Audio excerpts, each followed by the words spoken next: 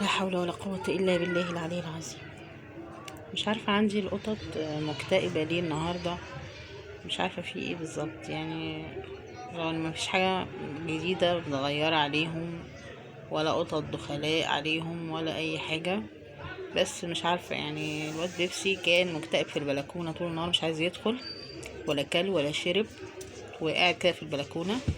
انا دخلته بالعافيه عشان اكله، عشان ما ينفعش لما القط يكتئب ما ينفعش تسيبوه يعني، عشان غلط، لازم نفرفشه برضو ونخرجه من الحاله اللي هو فيها.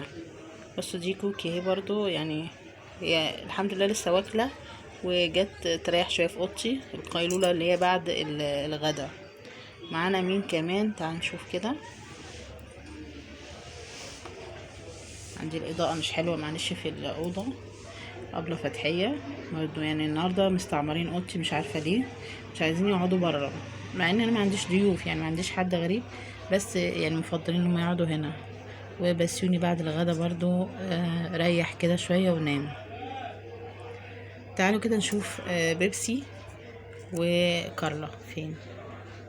هنا كارلا برضو لسه متغدية ومدياها بقى نوم كده، احنا عارفين السبب طبعا، وربنا يعيننا ويسترها معانا ان شاء الله. مش عارفه بقى بيبسي فين، انا مدخلته مكلش قوي، بس مش عارفه راح فين يعني، مش عارفه نام فين بصراحه، ممكن يكون فوق التلاجة او حاجه. وده شحبر اللي لسه متغداش. شحبر لما بينام بيديها نوم يعني، بيفتح في النوم جامد. بصوا يعني باين ان هو عينه مفتحه، لا هو نايم على فكره، متغداش لسه.